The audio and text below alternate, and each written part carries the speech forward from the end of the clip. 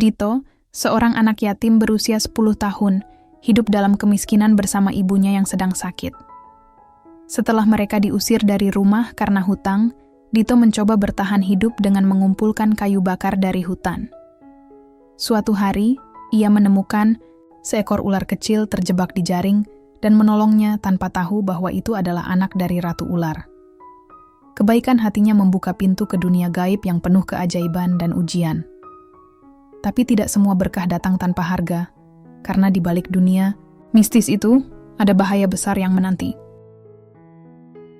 Angin sore menyapu halaman rumah kecil di ujung kampung. Dindingnya dari papan tua, catnya mengelupas, atapnya bocor di sana-sini. Di dalamnya, seorang bocah lelaki berusia 10 tahun tengah duduk di samping ranjang kayu reot, memegang tangan ibunya yang pucat. "Dit, nanti kalau ibu nggak ada, kamu harus kuat ya," kata wanita itu lirih. Matanya menatap langit-langit yang mulai retak. Dito menggigit bibirnya. Ia memalingkan wajah, pura-pura sibuk melipat selimut tipis. "Ibu kan cuma kecapekan, nanti juga sembuh." Ibunya tersenyum lemah. Senyum yang dulu hangat, kini lebih mirip sisa-sisa harapan yang menolak padam. Tak lama kemudian, suara langkah kaki terdengar dari luar. Derapnya cepat dan berat, disusul oleh ketukan keras. "Bu Sari, keluar, ini hari terakhir," teriak seseorang. Dito membuka pintu. Di depan berdiri Pak Tamin, si pemilik rumah kontrakan, dengan raut wajah seperti singa lapar. Di belakangnya, dua pemuda berbadan besar ikut mengawasi. Saya belum bisa bayar, Pak. Dito mencoba bicara. "Udah cukup alasanmu. Aku udah kasih waktu 2 bulan. Sekarang angkat kaki dari sini sebelum maghrib." Dito mundur, menahan tangis. Ia masuk ke dalam, menatap ibunya yang hanya bisa mengangguk pelan.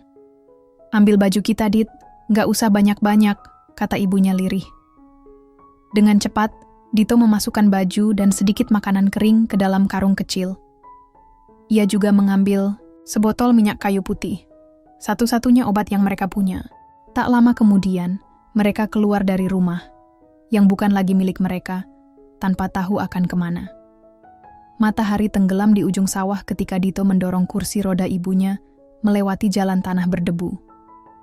Beberapa tetangga menatap mereka dari balik tirai. Sebagian iba, sebagian pura-pura tak melihat. Mereka akhirnya tiba di sebuah gubuk reot di pinggir hutan. Gubuk itu dulunya tempat penyimpanan alat-alat pertanian. Kini kosong tak terpakai. Lantainya tanah, dindingnya dari bambu bolong-bolong. Tapi malam itu, bagi Dito dan ibunya, tempat itu jadi istana. "Ibu, maaf ya, Dito belum bisa kasih rumah." "Bagus," bisik Dito sambil membaringkan ibunya. "Yang penting kita masih bareng," jawab ibunya sambil membelai rambut Dito yang kusut. Malam turun pelan-pelan. Angin dari hutan membawa bau lembab dan suara jangkrik. Dito duduk di samping ibunya yang tertidur. Perutnya lapar, tapi ia tak mengeluh. Ia hanya menatap langit-langit bambu, mencoba memikirkan cara bertahan hidup. Besok, ia harus ke hutan. Cari kayu. Jual di pasar. Beli beras. Rawat ibu. Semudah itu rencananya. Tapi Dito tahu, dunia tidak pernah semudah rencana anak 10 tahun. Pagi berikutnya, matahari belum tinggi saat Dito bangun. Ia menyalakan api kecil di depan gubuk, membuat bubur dari sisa beras semalam. Ibunya masih tidur, napasnya berat.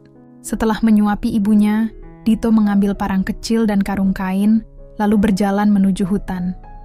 Udara pagi lembab, dedaunan masih basah oleh embun. Langkah Dito pelan tapi mantap.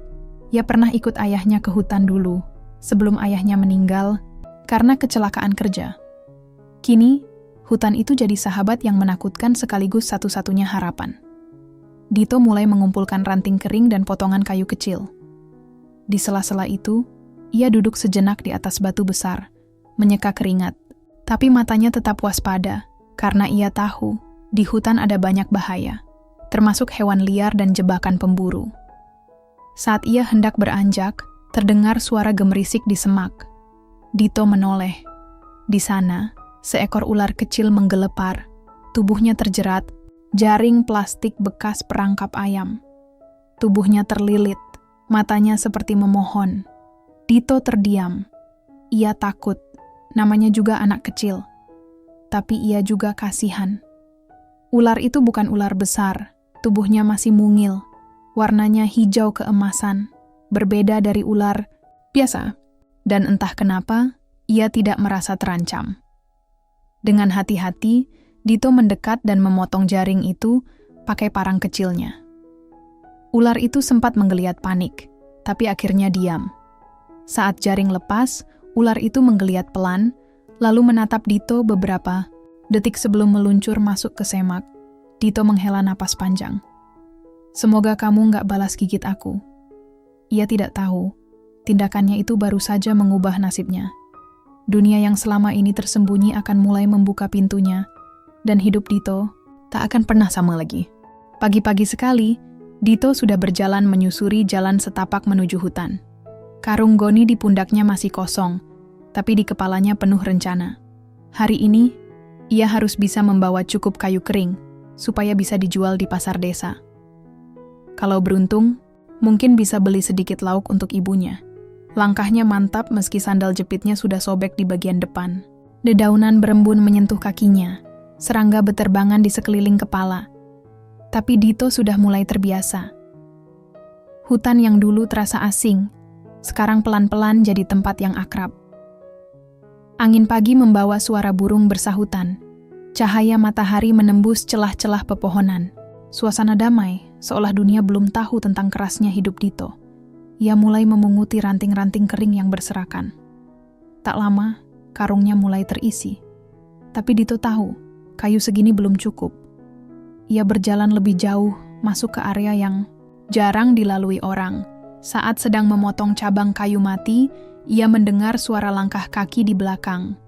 Cepat-cepat ia berdiri, jantungnya berdegup. Dito menoleh. Seorang pria tua berdiri di sana. Kumisnya lebat, mengenakan topi caping, lebar. Namanya Pak Karno, salah satu petani tua yang tinggal di ujung desa. Pak Karno, Dito tersenyum lega. Apa kabar, Leh? Kamu sekarang sering masuk hutan ya? Dito mengangguk. Cari kayu, Pak. Buat dijual. Ibu sakit. Pak Karno menatap Dito sebentar, lalu mengangguk. Ia mendekat, membantu Dito memotong beberapa ranting besar. Kamu anak baik. Bapakmu pasti bangga di sana, katanya sambil tersenyum. Dito menunduk, matanya berkaca-kaca. Pak Karno memberi beberapa saran, tempat-tempat di hutan yang banyak ranting kering, dan area yang harus dihindari karena banyak ular atau jebakan pemburu. Ia juga memberi Dito sepotong roti singkong dari tasnya. Buat sarapan. Jangan cuma mikirin kerja terus, ujarnya. Dito mengangguk cepat. Makasih, Pak. Sebelum pulang, Pak Karno sempat menepuk bahu Dito. Hutan itu keras, Leh. Tapi kadang hutan juga punya hati. Kalau kamu jujur dan gak serakah, hutan bisa jadi teman. Kalimat itu menempel di kepala Dito selama perjalanan pulang. Di gubuk, ibunya menyambut dengan senyum lemah. Napasnya masih pendek, tapi matanya berbinar saat Dito menyerahkan sepotong roti singkong dan beberapa kayu bakar yang sudah disusun rapi. Malam ini kita bisa masak bubur, kata Dito dengan senyum kecil. Ibunya mengangguk. Kamu capek? Enggak. Tadi ada Pak Karno bantuin. Dito memasak bubur dengan air sisa dan sedikit garam. Malam itu mereka makan dengan tenang di bawah lampu minyak kecil. Hangatnya bubur dan kehadiran satu sama lain membuat semuanya terasa cukup. Setelah ibunya tidur, Dito duduk di luar gubuk sambil menatap langit malam. Ia memikirkan ular kecil yang ia tolong kemarin. Aneh rasanya, tapi ada bagian dalam hatinya yang merasa, sejak saat itu, sesuatu berubah. Esoknya, Dito kembali ke hutan, kali ini lebih dalam. Ia menemukan semak-semak dengan daun rimbun dan banyak ranting tumbang. Tapi di sana juga ia melihat sesuatu yang lain. Jejak binatang yang aneh. Seperti jejak ular, tapi besar. Terlalu besar untuk ukuran biasa. Dito merinding sebentar, tapi Ia tidak lari. Ia hanya mengumpulkan kayu dengan cepat, lalu bergegas pergi sebelum matahari terlalu tinggi. Di jalan pulang, ia bertemu Bularas, penjual sayur keliling yang kadang lewat dekat hutan. "Dito, kamu makin rajin." "Ya," sapa Bularas ramah. "Iya, Bu. Ibu saya masih sakit, jadi Dito harus bantu." Bularas mengeluarkan beberapa sayur sisa dari keranjang dan memberikannya pada Dito. "Nih, buat ibumu. Lumayan ada daun kelor sama jagung. Muda." Dito menolak sebentar, tapi Bularas memaksa. "Anggap aja sedekah. Semoga ibu kamu cepat sembuh." Dito mengangguk pelan, matanya berkaca-kaca lagi. Malam itu, mereka makan lebih enak. Bubur dengan daun kelor dan jagung muda. Ibunya makan dengan lahap, dan Dito merasa bahagia hanya dengan melihat wajah ibunya tersenyum. Tapi di sudut hatinya, ada rasa lain. Seperti ada yang mengawasi. Seperti ada sesuatu yang menunggu. Dan malam itu, Dito bermimpi. Dalam mimpi itu, ia kembali ke hutan. Tapi hutannya tidak gelap. Penuh cahaya keemasan. Di sana, di tengah padang lumut, ular kecil yang pernah ia tolong berubah menjadi seorang gadis kecil berambut panjang. Matanya berkilau hijau. "Terima kasih, Dito," kata gadis itu. "Ibu kami ingin bertemu." Dito terbangun dengan jantung berdebar. Apakah itu hanya mimpi? Atau awal dari sesuatu yang lebih besar? Matahari baru saja menyapa bumi ketika Dito bangun dari tidurnya. Embun masih menggantung di dedaunan luar gubuk. Tapi ada yang berbeda pagi itu. Dito bangun dengan perasaan aneh, seperti baru kembali dari tempat yang sangat jauh. Ia masih ingat mimpi semalam. Hutan bercahaya, gadis kecil berambut panjang, dan ucapan lirihnya. "Ibu kami ingin bertemu." Itu cuma mimpi, kan? Batin Dito sambil mencuci muka dengan air dingin dari ember. Tapi rasa itu, perasaan hangat bercampur takut, belum hilang juga. Dan anehnya lagi, Dito merasa semakin dekat dengan hutan. Bukan sekadar tempat mencari kayu. Ada sesuatu di sana yang kini seolah menunggunya.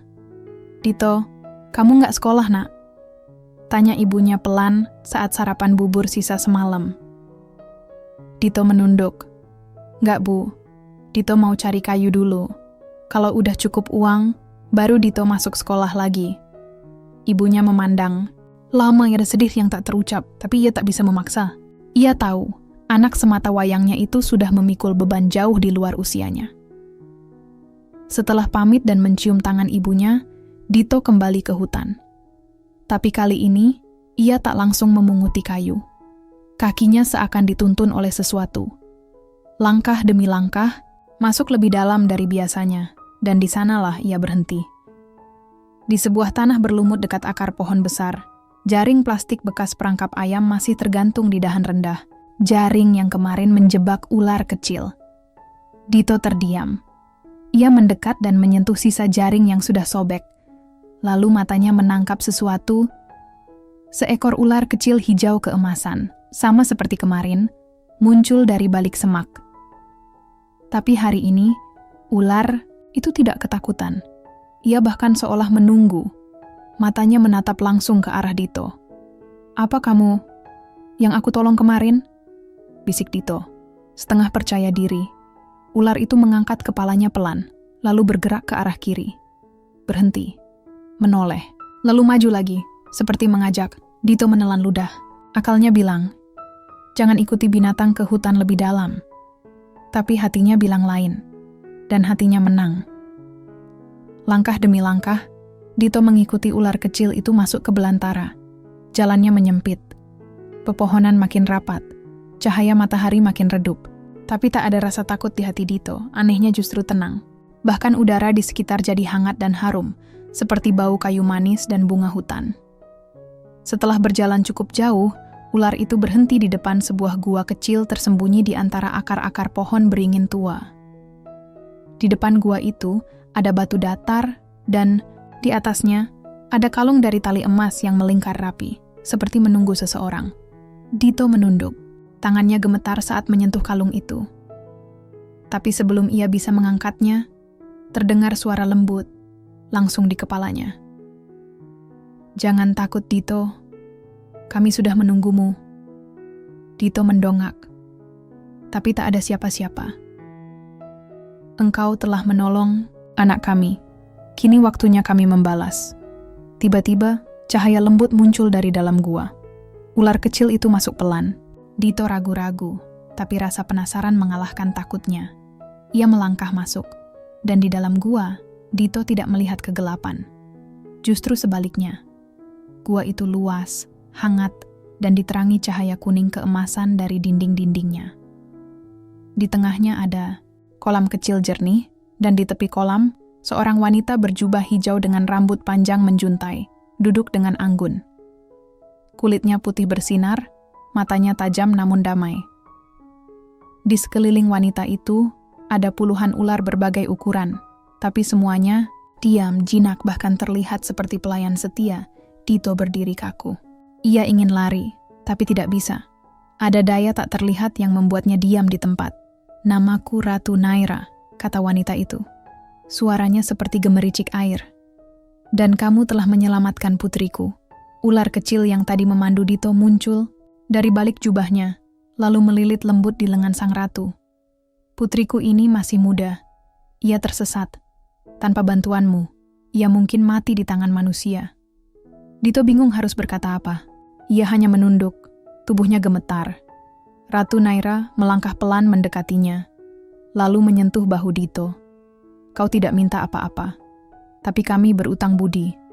Lalu ia berbisik, "Mulai hari ini, kau akan mendapat perlindungan kami. Saat waktunya tiba, jalan hidupmu akan berubah." Dito belum sempat bertanya apa-apa. Tiba-tiba semuanya memudar. Cahaya sirna. Gua menghilang. Ia terbangun.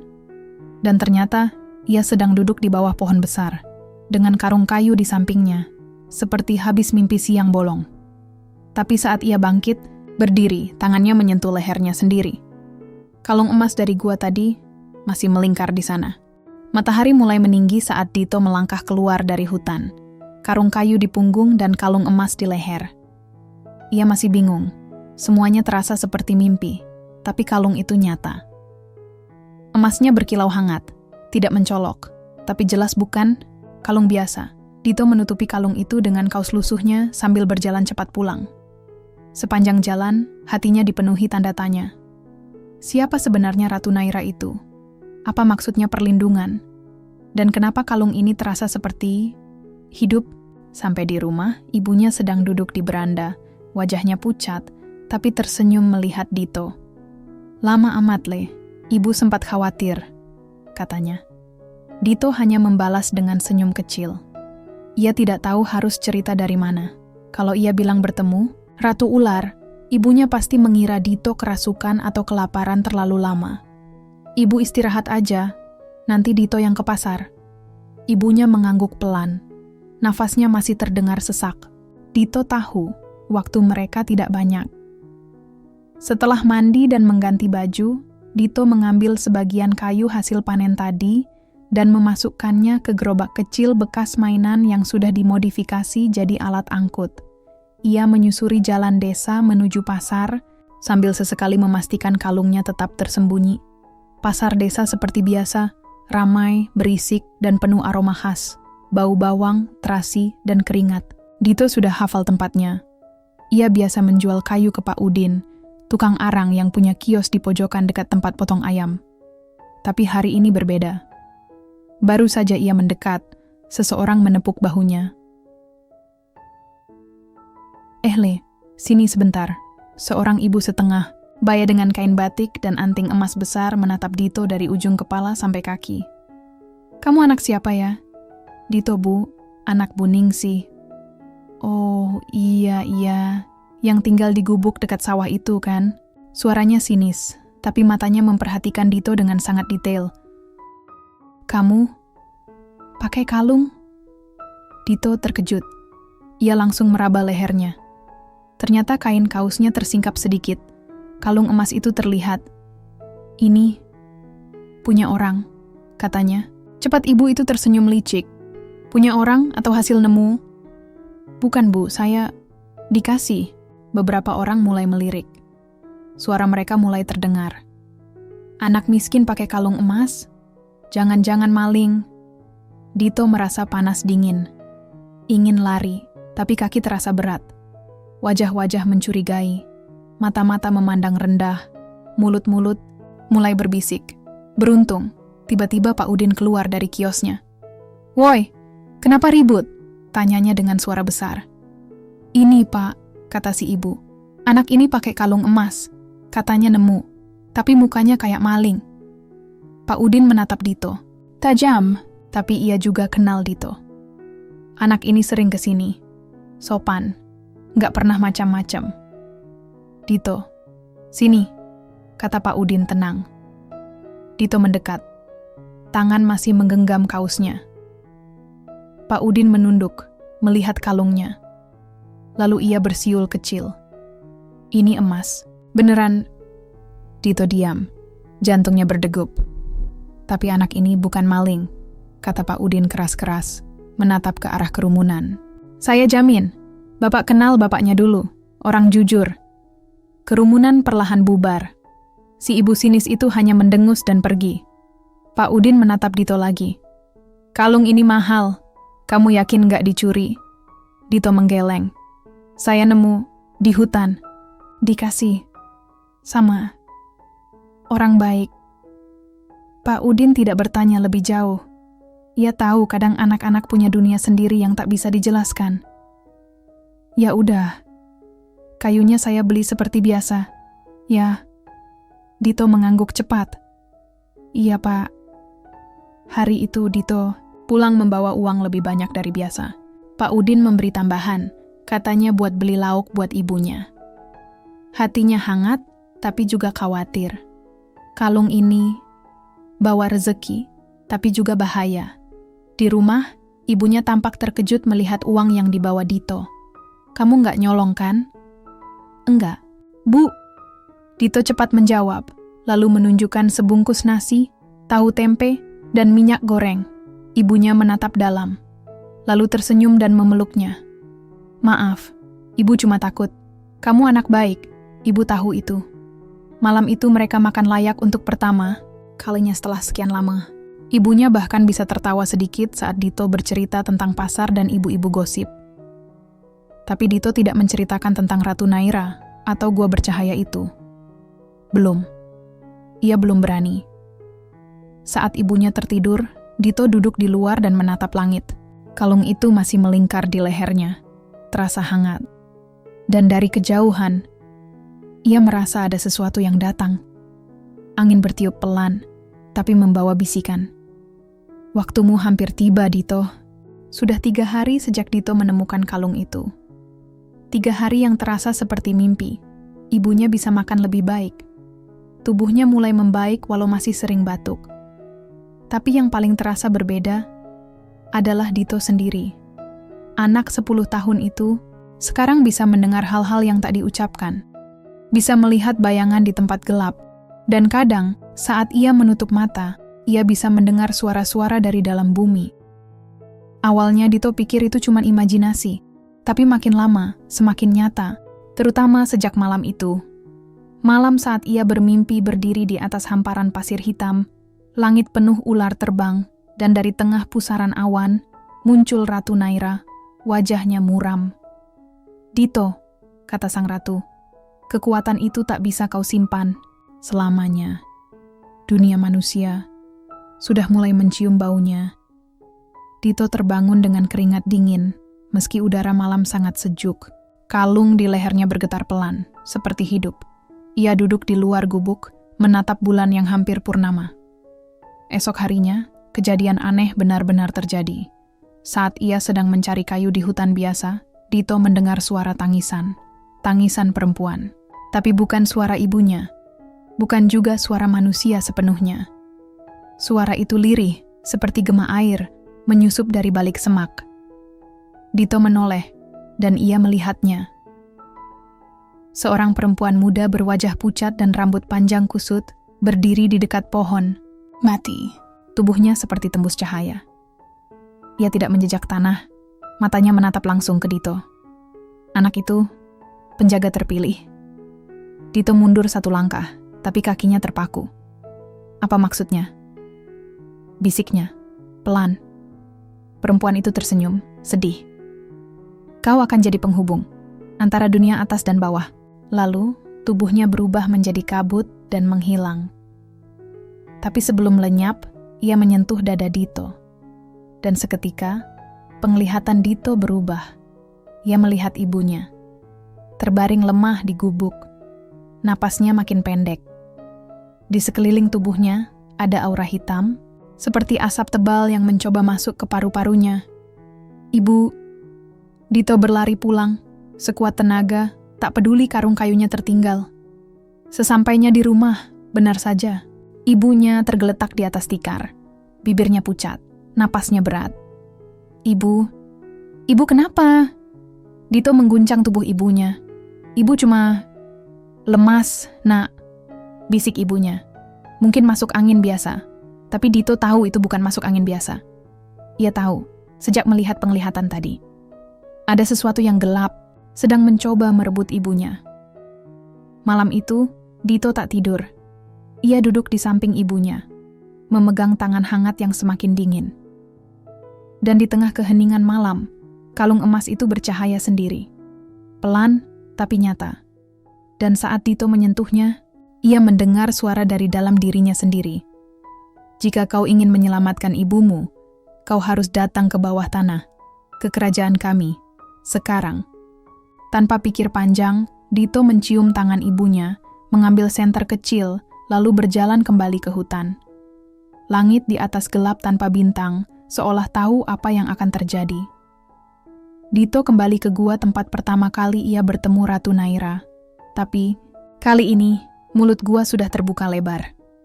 Angin dari dalam terasa hangat dan lembut. Ular kecil yang dulu menuntunnya muncul kembali. Ia melilit lengan Dito, lalu menatapnya. Kau siap, penjaga? Dito menelan ludah.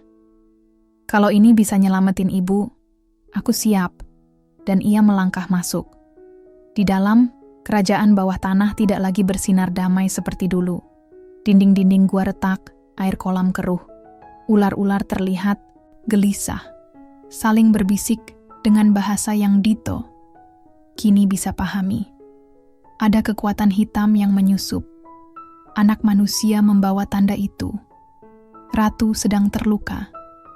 Ratu Naira berdiri di singgasananya, wajahnya pucat. Ia menatap Dito dengan sorot mata yang lelah. Kau datang. Terlambat sedikit saja, ibumu tak akan selamat. Dito nyaris menangis. Tolong, aku nggak tahu harus gimana. Ratu Naira melangkah pelan. Ia mengambil cairan dari batu berbentuk cangkang. Warna cairannya keemasan, berkilau, dan hangat. Ini darah leluhur kami. Beri ini pada ibumu sebelum matahari terbit, tapi ingat, setiap pemberian ada harga. Dito mengambil cairan itu. Harga apa, Ratu? Ratu Naira menatap dalam. Kalung itu mengikatmu pada 2 dunia. Mulai sekarang, kau bukan hanya anak manusia, tapi juga penjaga gerbang. Jika salah satu dunia rusak, kau yang harus menanggungnya. Dito kembali ke rumah menjelang subuh. Ia meneteskan cairan itu ke bibir ibunya. Dan seperti keajaiban, tubuh ibunya hangat kembali. Napasnya membaik. Matanya terbuka. Dito, ibu. Dito menangis dan memeluknya erat. Tapi saat Dito duduk sendiri di luar setelah fajar, ia sadar satu hal. Hidupnya sudah berubah, dan tak ada jalan kembali. Dito pikir semuanya akan kembali tenang setelah ibunya sembuh. Tapi pagi itu, saat matahari belum tinggi, ia merasa ada yang berbeda di udara. Burung-burung tidak bernyanyi seperti biasa. Angin dari utara membawa aroma busuk seperti tanah basah yang disimpan terlalu lama. Dan anehnya, kalung emas di leher Dito kini terasa dingin, seperti batu es. Ia berdiri di depan gubuk, menatap pepohonan hutan yang dulu terasa akrab. Sekarang sunyi dan penuh rahasia. Ibu masakin bubur ya? Teriak ibunya dari dalam. Dito berbalik. Iya, Bu. Tapi suaranya datar. Tak seperti biasanya. Dito tahu, ketenangan ini hanya permulaan. Pagi itu, ia kembali ke hutan. Bukan untuk mencari kayu, tapi untuk mencari jawaban. Ular kecil yang biasanya menemuinya tidak ada. Gua tempat Ratu Naira tinggal kini ditutupi kabut gelap. Dito tidak bisa masuk. Setiap kali ia mencoba mendekat, kabut itu mendorongnya keluar, seperti menolak kehadirannya. "Ratu Naira," Dito berteriak. "Aku butuh bicara." Tak ada jawaban. Hanya gema dan bayangan samar yang melintas cepat di antara bebatuan. Lalu, dari balik semak, muncullah seekor ular besar berwarna hitam. Mata merah. Sisik berkilau seperti arang yang membara. Dito mundur satu langkah. Tapi ular itu tidak menyerang. Justru berbicara. "Anak manusia, akhirnya kita bertemu." Suaranya berat seperti dua batu digesekkan. Dan bukan hanya terdengar di telinga Dito, tapi di kepalanya. "Siapa kamu?" tanya Dito dengan gemetar. "Aku adalah apa yang Ratu Naira sembunyikan, penjaga hitam. Aku saudara kembar dari sang ratu, tapi dibuang, dikurung, diabaikan." "Kenapa?" "Karena aku tak tunduk pada aturan. Aku ingin keseimbangan dihancurkan. Manusia terlalu rakus, dunia ular terlalu pengecut. Aku akan menyatukan keduanya dengan kehancuran." Dito menggenggam kalungnya, yang kini terasa semakin dingin. "Kenapa datang ke aku? Karena kau penjaga baru, dan penjaga akan selalu diuji. Aku butuh kalung itu. Dengan kalung itu, aku bisa membuka gerbang langit dan tanah. Semua makhluk akan berlutut padaku." Dito menggeleng cepat. "Tidak, ini bukan milikmu. Kalung itu bukan hadiah, itu kunci. Dan kunci harus berada di tangan yang tahu cara memakainya. Bukan anak ingusan macam kamu." Tiba-tiba ular hitam itu melesat cepat. Dito terlempar ke tanah, punggungnya menghantam akar pohon. Matanya berkunang, tapi sebelum ular itu sempat mendekat lagi, suara keras bergema dari balik kabut gua. "Cukup!" Sinar terang muncul dari langit-langit gua. Kabut tersingkir. Dan berdirilah Ratu Naira, meski terlihat lelah. "Saudaraku, kau belum berubah." Penjaga hitam mendesis. "Kau pun masih berpikir dunia ini bisa diselamatkan dengan kebaikan dan kasih." Ratu Naira menatap Dito. "Lari, Dito. Sekarang." Tapi Dito malah berdiri. Lututnya gemetar, tapi matanya teguh. "Aku nggak akan lari. Ini tanggung jawabku juga kan?" Seketika, kalung di leher Dito bersinar. Tapi kali ini, warna cahayanya berubah. Bukan hanya emas, tapi biru dan merah, dua kutub kekuatan dalam satu tubuh. Penjaga hitam mundur sedikit, tapi tertawa. "Menarik. Sepertinya kau lebih dari sekadar anak miskin. Baiklah Dito, aku beri waktu. 3 malam. Serahkan kalung itu padaku, atau ibumu yang akan hancur lebih dulu." Ular itu lenyap dalam kabut hitam, meninggalkan jejak api kecil di tanah. Dito kembali ke rumah sambil gemetar. Sepanjang jalan, ia memikirkan kata-kata penjaga hitam. 3 malam. 3 malam untuk memilih, menyerahkan kalung, atau kehilangan ibunya. Di rumah, ibunya menyambut dengan senyum. "Le, ayo makan. Buburnya udah hampir dingin." Dito duduk. Ia mencoba tersenyum. Tapi dalam hati, ia mulai mengerti. Menolong seekor ular ternyata bukan akhir dari masalah, tapi awal dari takdir. Dan takdir itu kini berada di pundaknya yang kecil. 3 malam, itulah waktu yang diberikan penjaga hitam. Dan malam ketiga, akhirnya tiba. Dito duduk di tepi ranjang, menatap ibunya yang tertidur pulas. Wajah sang ibu terlihat damai, jauh berbeda dari beberapa minggu lalu saat napasnya berat dan kulitnya pucat. Dito mengelus lembut tangan ibunya, lalu menunduk, menggenggam kalung yang tergantung di lehernya. Kalung yang memberinya kekuatan, tapi juga membawa ancaman. Kalau aku serahkan kalung ini, ibu mungkin aman, tapi dunia ular dan dunia manusia bisa hancur. Kalau aku pertahankan, ibu mungkin celaka. Suara itu terus memantul di kepalanya. Ia hanya anak kecil. Baru 10 tahun. Tapi malam ini, ia harus membuat keputusan lebih besar dari siapapun. Langkah kaki Dito menembus hutan. Di tangan kanannya, senter kecil. Di lehernya, kalung yang bergetar seperti makhluk hidup. Hutan malam terasa lebih gelap dari biasanya. Tidak ada jangkrik. Tidak ada angin. Seperti semuanya menunggu sesuatu. Gua tempat kerajaan ular kembali terbuka. Dan di sana, di tengah cahaya ungu dan merah, penjaga hitam telah menunggu. Tubuhnya kini lebih besar. Sisiknya menghitam sepenuhnya, mengilap seperti kaca. Matanya merah menyala. Di belakangnya, ular-ular besar berbaris diam, setia. Kau datang, bocah manusia. Aku datang, tapi bukan untuk menyerahkan apa-apa. Penjaga hitam menyipitkan mata. Jadi kau memilih kematian ibumu? Dito menatapnya, mata berkaca-kaca. Aku percaya, masih ada cara lain. Tiba-tiba, dari langit-langit gua, cahaya putih turun. Ratu Naira muncul, wajahnya lebih tua, tubuhnya sedikit membungkuk, seolah menguras seluruh kekuatannya hanya untuk hadir malam ini. Kau tidak sendiri, Dito, ucap Ratu Naira. Ia mengangkat tangannya. Kalung Dito bersinar terang, lebih terang dari sebelumnya. Warna emas, biru, dan hijau menyatu, membentuk aura seperti kupu-kupu raksasa di udara. Kau adalah penjaga baru, tapi kau bukan hanya penjaga kalung. Kau adalah penjaga pilihan, penjaga hitam mendesis. Omong kosong, anak ini lemah. Dito menggenggam kalungnya. Mungkin aku lemah, tapi aku nggak sendirian. Tiba-tiba, dari balik dinding gua, muncul ular-ular kecil, ular-ular tua, bahkan yang terluka. Mereka semua datang untuk Dito. Untuk anak manusia yang pernah menyelamatkan anak dari ratu. Sebuah gemuruh bergema. Kalung Dito meledakkan cahaya. Dari tubuh kecilnya, pancaran energi menyelimuti seluruh gua. Kebaikan, bukan kelemahan, ucap Dito. Tapi kekuatan. Penjaga hitam meraung keras. Ia melompat, mencoba menyambar Dito. Tapi sinar dari kalung itu mengurung tubuhnya.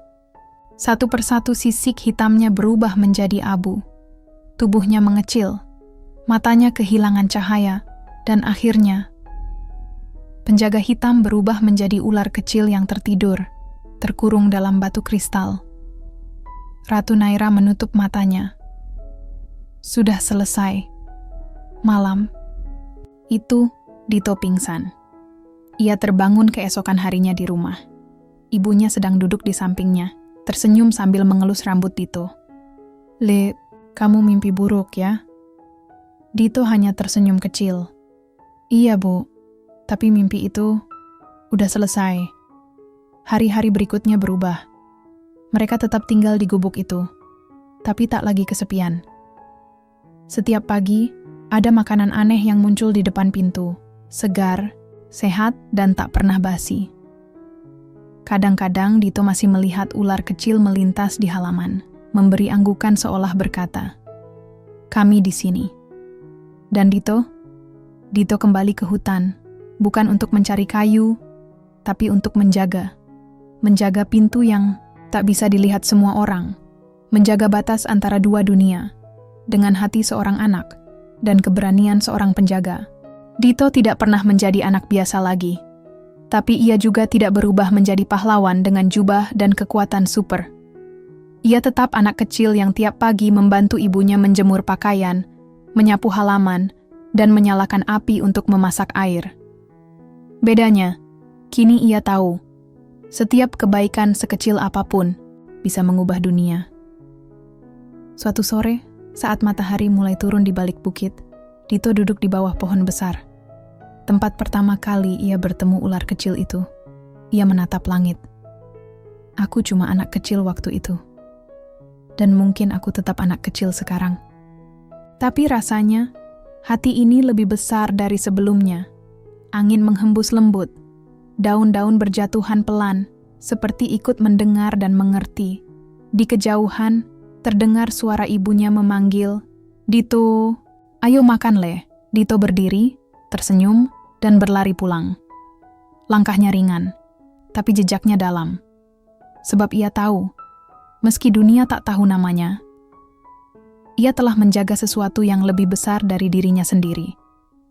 Dan suatu hari, jika dunia gelap, kembali mungkin akan ada anak lain dengan hati jernih yang juga akan membuat pilihan yang sama.